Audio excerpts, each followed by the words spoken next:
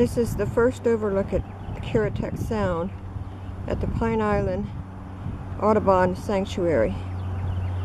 This is the second time I've been here today. I walked the whole trail thinking maybe I'd get to see some birds at the other end, but no, that wasn't to be.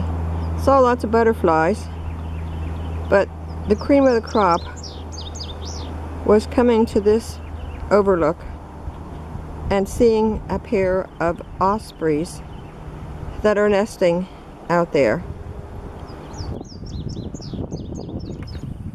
I don't think that they're in the nest right now,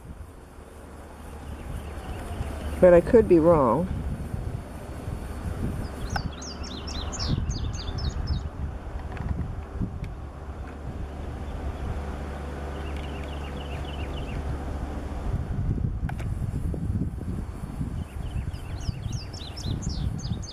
It's hot out here, and I'm gonna head back